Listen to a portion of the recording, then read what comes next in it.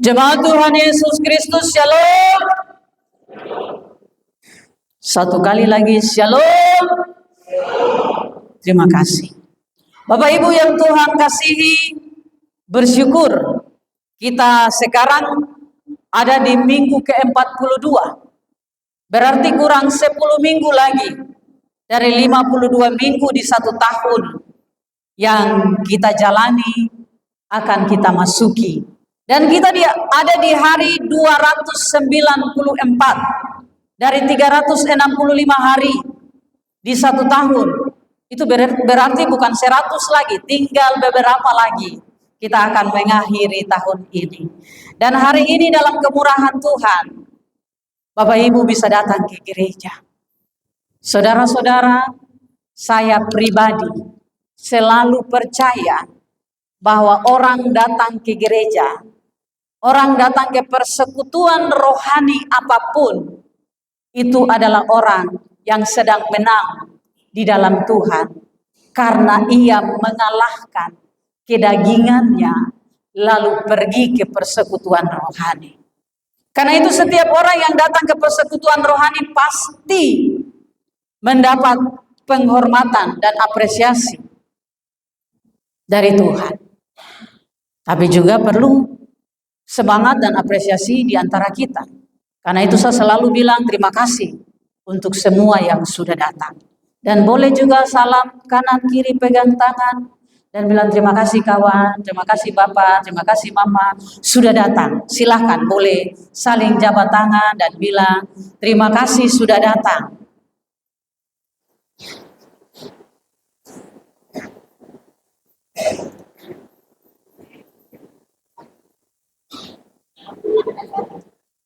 Ya, terima kasih karena ini bukan perjuangan yang gampang bisa datang ke gereja ini. Dan juga dalam terima kasih itu harus berjuang sebentar dengar firman supaya jangan setuju meskipun tidak mengerti. Bapak Ibu tahu setuju meskipun tidak mengerti? Mengantuk. Jadi kuping-kuping ke depan, bisa juga ke samping kanan. Tidak dengar tapi setuju saja. Berharap itu tidak seperti itu. Hari ini sama-sama dengan 2055 jemaat dalam 70 klasis dan 13 bakal klasis di satu sinode gereja dalam 6 provinsi di satu pulau besar ini. Kita sama-sama baca bagian Alkitab yang sama, dengar pengajaran yang mungkin sedikit beda, tapi tujuannya sama, di tema yang sama. Tema yang diberikan oleh sinode untuk kita adalah rumah Allah di tengah-tengah kita. Rumah Allah di tengah-tengah kita. Saya coba untuk memahami bagaimana tema itu kita temukan dari 2 perikop dalam satu bacaan hari ini dengan 38 ayat.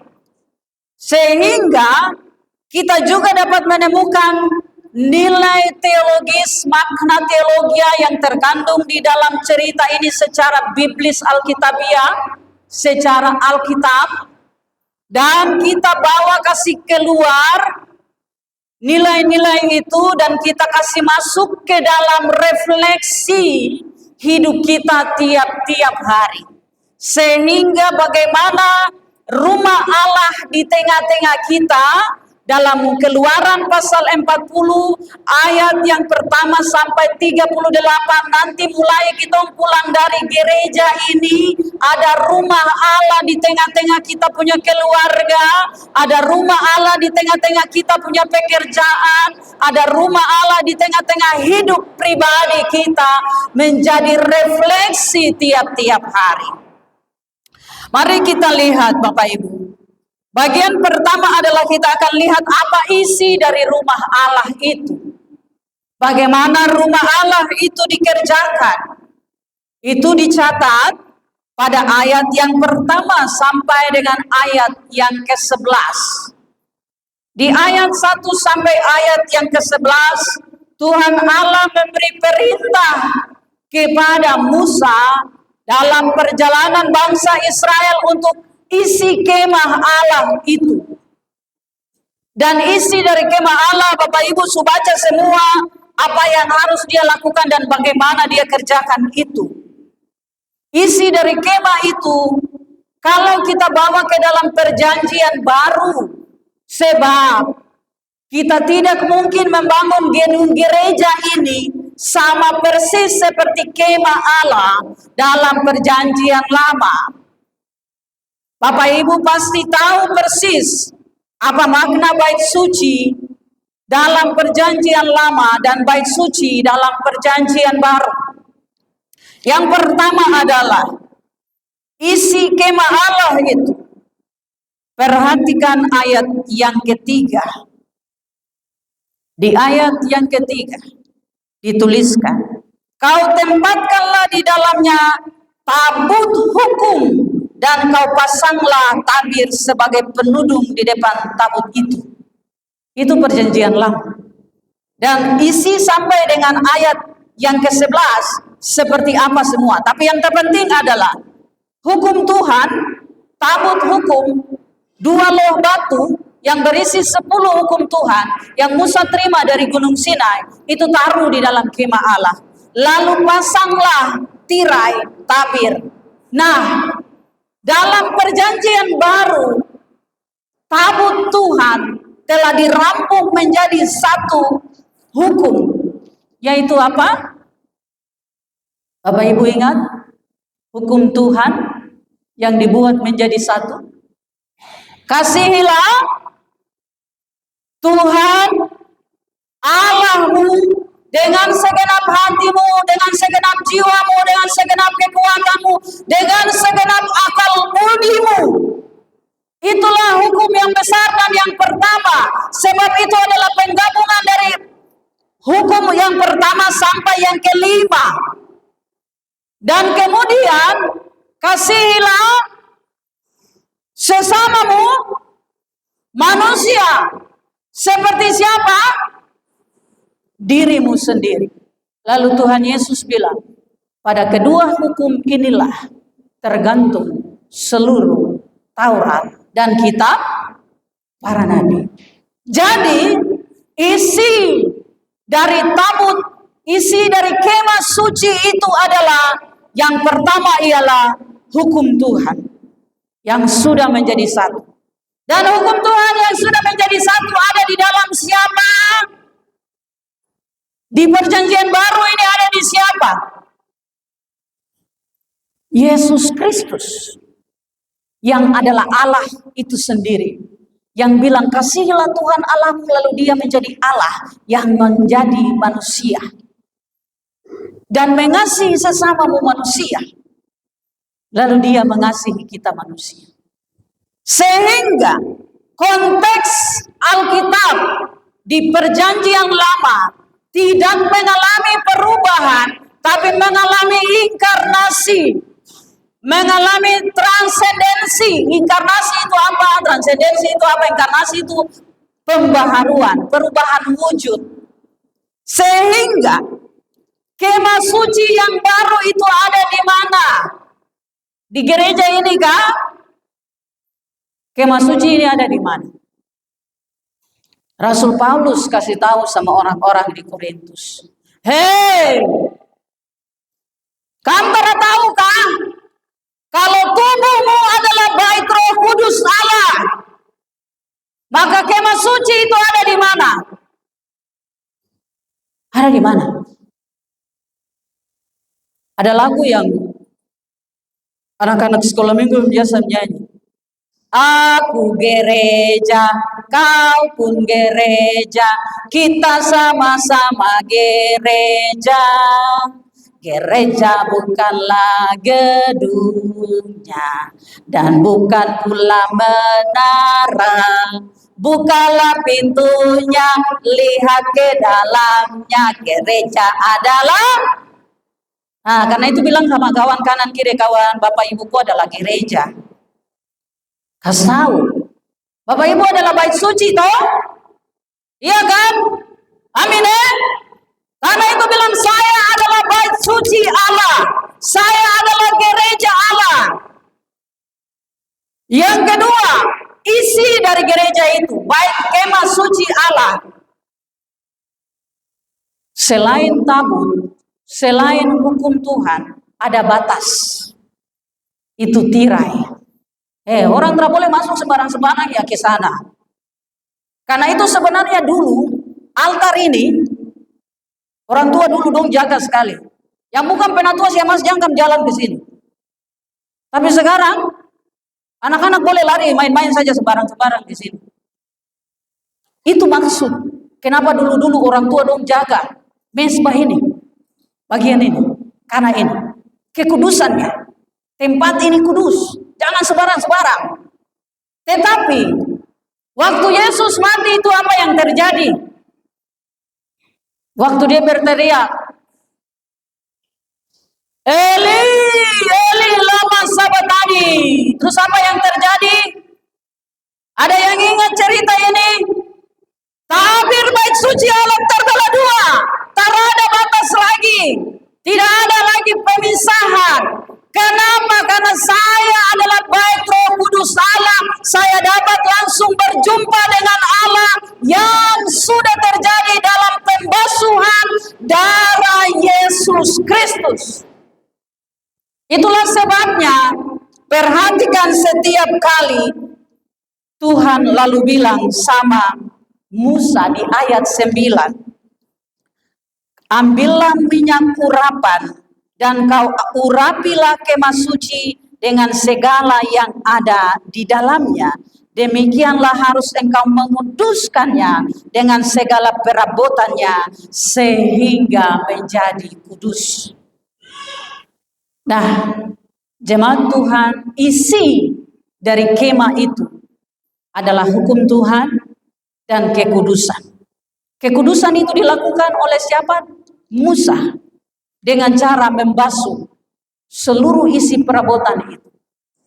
Hari ini, Bapak, Ibu, Mama, Kakak kita semua yang percaya kepada Yesus Kristus menerima kekudusan dalam pembasuhan darah Yesus Kristus. Karena itu, kita bukan hanya bait suci, tapi kita sudah dikuduskan. Amin. Bagus kata ada bagus sekali. Bayangkan kita ini bait suci baru dikuduskan oleh apa?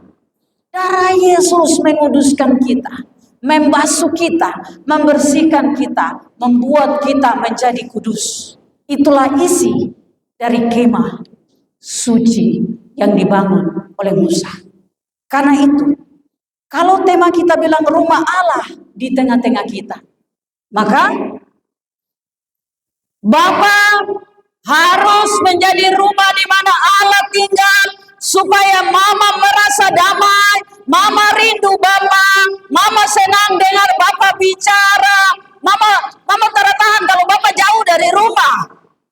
Karena Mama mau mengalami damai dan kekudusan di Bapa yang adalah rumah Allah ini. Atau jangan sampai Mama dia tanya, Bapa, kapan kau pulang? Karena Bapak ada jalan dinas. Terus Bapak bilang, 2 minggu lagi. Terus Mama dia bilang, puji Tuhan, 2 minggu lagi baru dia pulang. Karena kalau dia tiba di rumah ini, berdiri, tara berdiri, duduk, tara duduk. Atau sebaliknya, jangan sampai Bapak tanya, Mama kapan datang? Karena Mama ada libur di Nenek Dorang. Mama bilang, aduh saya masih rindu sama Mama dong, jadi saya masih mau tinggal di kampung ini. Bapak bilang, oh ya Mama kok tinggal aja 2 bulan, 3 bulan kan apa-apa, nanti saya kirim kamu uang sayur. Mama kok tinggal di situ sudah. Nah Bapak senang, Mama tinggal jauh kan. Mama tiba nih, Bapak tanya 1, Mama jawab 20. Bapak bicara 1, Mama bicara sampai Bapak sudah mengerti lagi kan. Bapak sudah mengerti Mama bahasa. Meskipun itu bahasa Indonesia tapi bingung. Karena Mama bicara terlalu lama, karena rindu. Kenapa? Karena terada isi dalam bait Allah, bait suci itu tak ada. Sederhananya seperti begitu. Bagaimana kita sebagai bait Allah yang membuat orang merindukan Tuhan di tengah-tengah hidup mereka. Di tempat kita kerja, di hubungan sosial kita dengan orang lain, dengan tetangga kita. Bagaimana kita membuat mereka melihat Tuhan di bait Allah yang hidup di tengah-tengah mereka itu. Sederhananya seperti begitu. Sehingga kita tidak pikir untuk membangun di kita punya rumah ibadah yang pakai lilin, ibadah yang pakai itu. Kalau tak ada lilin tak bisa ibadah. Apalagi kalau tambah dengan lampu mati, sudah kesempatan tidur. Bukan maksud seperti itu. Nah, bagian yang kedua, Bapak Ibu Saudara yang Tuhan kasihi, bagian yang kedua terdiri dari ayat 12 sampai dengan ayat yang ke-16. Itu menyangkut dengan siapa yang kerja di bait suci itu. Ayat 12 sampai ayat 16. Orang yang bertugas di rumah kemah suci. Kalau hari ini itu adalah saya, Bapak Ibu Majelis Dora, badan pelayan unsur-unsur jemaat, guru-guru sekolah minggu, panitia-panitia yang bekerja dalam lingkungan gereja, itu orang-orang pilihan. Jadi Bapak Ibu Majelis, kita harus bilang terima kasih Terima kasih ya jemaat, supili kami jadi majelis. Itu anugerah. Karena di sini perhatikan, Harun dengan dia anak-anak itu Tuhan Allah bilang Musa harus kuduskan mereka, harus urapi mereka, karena mereka adalah orang-orang pilihan Allah. Jadi pertama itu untuk majelis jemaat, badan pelayan, unsur setiap orang yang Tuhan percayakan pegang pekerjaan Tuhan, kita harus bilang, "Elevo ya Tuhan, orang banyak tapi saya ya yang dong pilih jadi majelis ya. Terima kasih banyak." Tapi jangan bilang, "Kai, tak ada orang kah? Saya saja terus yang kamu kasih tanggung jawabin. Orang lain tak bisa." Jangan. Kenapa? Karena saudara-saudara, sekecil apapun tanggung jawab kita di pelataran Tuhan, kita ditentukan oleh Tuhan. Dan itu terasa barang, terasa gampang. Mungkin orang bilang, majelis tapi bicara lain, bikin lain. Nah, terus usah dengar ya yang kata-kata kayak begitu. Sebab Tuhan yang pilih ini, memang betul ada kekurangan. Terhadap manusia sempurna ya di dunia ini, kecuali Yesus boleh. Bapak Ibu Majelis, anugerah yang Tuhan kasih untuk kita. Tuhan tahu kita lemah, Tuhan tahu kita kurang, tapi Tuhan kenapa pilih kita? Karena Tuhan sudah tentukan kita di kitab Mama Puperut sebelum kita melahir. Yeremia 1 ayat 5 bicara bagian itu. Sebelum aku membentuk engkau dalam rahim ibumu, aku telah mengenal engkau. Sebelum engkau keluar dari kandungan, aku telah menguduskan engkau dan menetapkan engkau menjadi nabi bagi bangsa-bangsa. Tugas imam, itu tugas yang telah ditetapkan oleh Allah. Karena sembarang Tuhan Allah kasih tugas itu. Itu untuk majelis, badan pelayan unsur, panitia-panitia. Bagian berkat Tuhan refleksinya dari ayat 6 sampai dengan ayat yang ke-11. Dalam hubungan dengan pemilihan Harun dan anak-anaknya. Terus bagaimana ketong yang bukan majelis? Tuhan pilih ketong juga kan? Ya pilih toh. Kembali ke bagian pertama. Kamu adalah bait Roh Kudus Allah, di mana Allah berdiam di dalam kamu. Maka kalau kita adalah kemah suci Allah yang secara langsung bekerja di dalam kemah itu, saya mau bilang status kita adalah double garden, bukan satu tapi dua, seperti Ilux, seperti Triton yang kalau lewat ke daerah-daerah yang pecek itu dia paling tough, paling kuat, paling mantap. Dan orang yang percaya kepada Yesus Kristus sesungguhnya adalah orang-orang pilihan yang bernilai dan berkualitas luar biasa. Jalan di tanah pecek itu dia mau. Hajar di tanah batu-batu itu dia mau. Kenapa? Karena dia punya dua kekuatan. Kekuatan pertama adalah saya. Di dalam saya ada kemah Allah, ada rumah Allah. Kekuatan kedua adalah saya dipilih oleh Allah menjadi percaya kepada Yesus Kristus.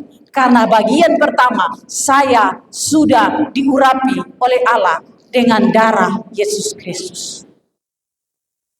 Sehingga menjadi istri, menjadi suami, menjadi mama, menjadi bapak, itu ada dalam ketentuan Tuhan.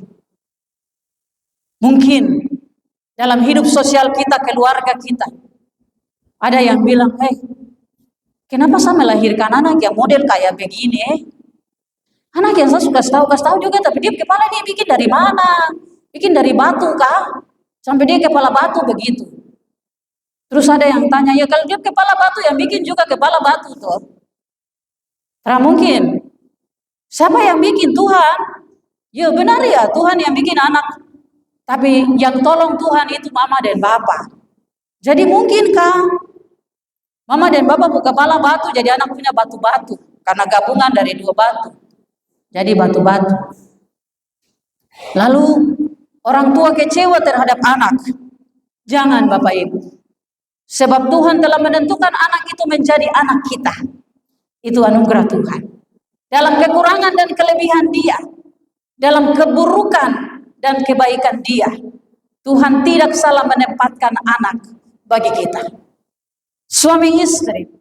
Mungkin ada istri yang bilang, aduh dulu saya tahu begini, antara mau kawin dengku. Kawan sudah terlambat. Tapi mungkin juga bilang, aduh Tuhan kok yang bawa dia untuk saya kan. Tuhan kok kasih saya kuat untuk hadapi dia. Supaya dia bisa lihat Tuhan kok di dalam saya. Atau sebaliknya suami-suami yang juga bilang, untung lagi tunggu sunika gereja, kalau terada nih saya kasih tinggal kok. Ya suka tinggal sedikit-sedikit juga memang, tapi biar sudah. Jangan. Mari bilang, Tuhan kasih saya kekuatan untuk mengerti bagaimana menjadi suami dan menghadapi istri yang saudara sanggup hadapi ini. Sehingga masing-masing kita di dalam kemah itu berfungsi sesuai dengan yang Tuhan kasih untuk kita. Saudara-saudara yang Tuhan Yesus Kristus kasih. Dan bagian ketiga itu pengulangan dari ayat 17 sampai dengan ayat yang ke-32. Tapi perhatikan, meskipun itu hanya sebuah pengulangan, tapi ada kata penting yang berulang-ulang juga dibicarakan di bagian ini. Kata penting itu adalah ini. Musa melakukan seperti yang diperintahkan Tuhan. Selalu diakhiri seperti yang diperintahkan Tuhan kepada Musa. Berulang kali di ayat yang ke-17 sampai dengan ayat yang ke-32. Seperti yang diperintahkan Musa, Tuhan, Musa melakukannya. Nah, Bapak Ibu, refleksinya, hubungannya. Pertama, kita sudah tahu bahwa diri kita adalah kemah, adalah bait suci, rumah Allah yang hidup, bukan gedungnya. Yang kedua, kita juga tahu bahwa kita dikuduskan di dalam darah Yesus Kristus. Kita dibasuh oleh darah Yesus Kristus. Sehingga kita perabot di dalam rumah kemah Allah itu.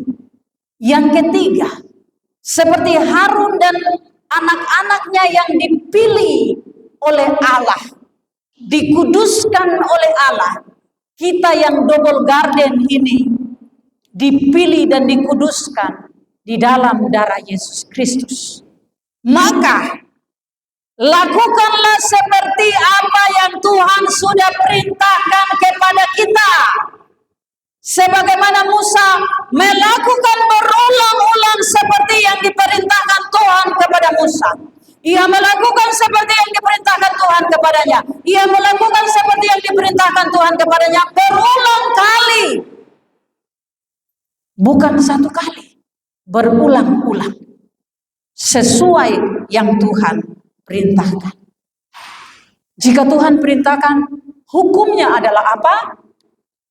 Kasihilah sesamamu manusia seperti dirimu sendiri.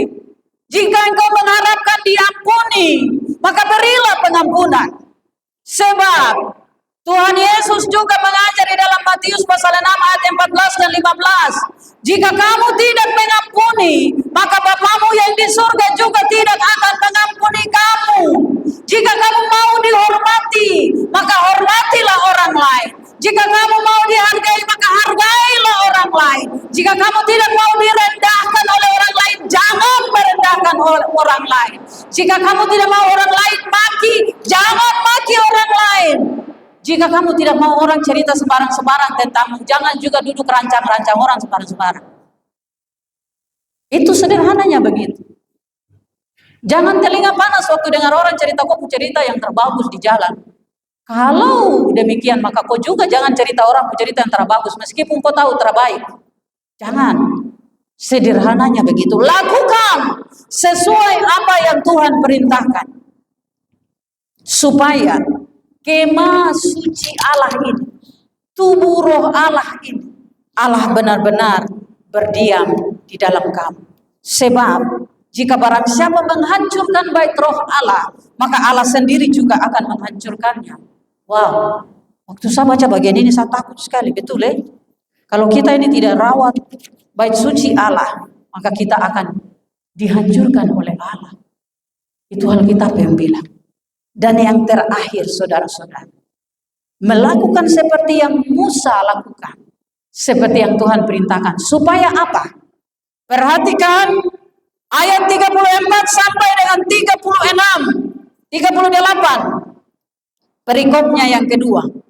Kemuliaan Tuhan memenuhi kemah suci supaya tubuhmu, dirimu, kita yang adalah bait suci Allah memiliki kemuliaan Tuhan. Sebab hanya ada 1 dari 100 orang yang bisa lihat, bisa ketemu Tuhan dalam penglihatan yang orang bilang visi. Mungkin ada orang yang lihat di gereja ini ada kemuliaan Tuhan. Tapi gereja ini tinggal di sini saja ya, tak kemana-mana. Tapi kita yang adalah bait Allah, seperti tadi yang saya jelaskan. Orang lihat kemuliaan Tuhan di dalam kita. Dan kemuliaan Tuhan itu menuntun kita berjalan mengikuti arahnya. Itu yang terjadi. Lalu kemuliaan Tuhan memenuhi kemah itu.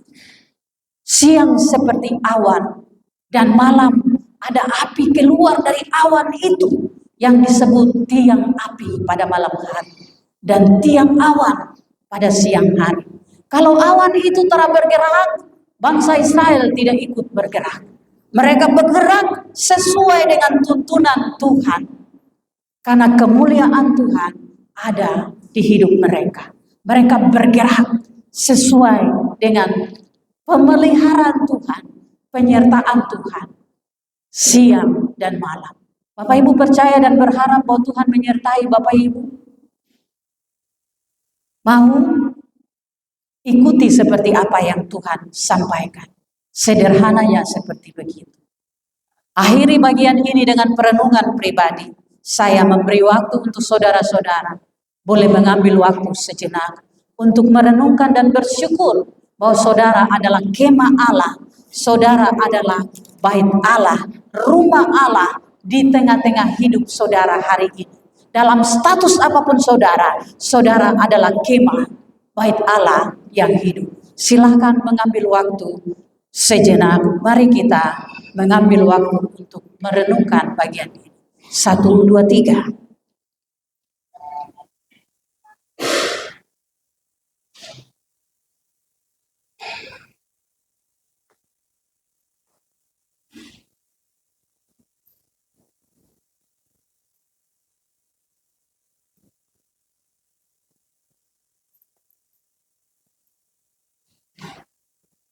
Amin. Beri salam untuk saudara di kanan kiri dan bilang selamat menjadi rumah Allah di tengah-tengah hidup. Silakan.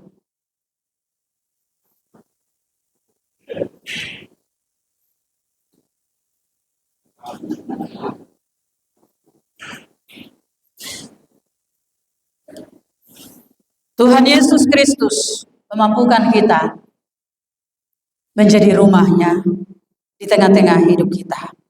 Amin.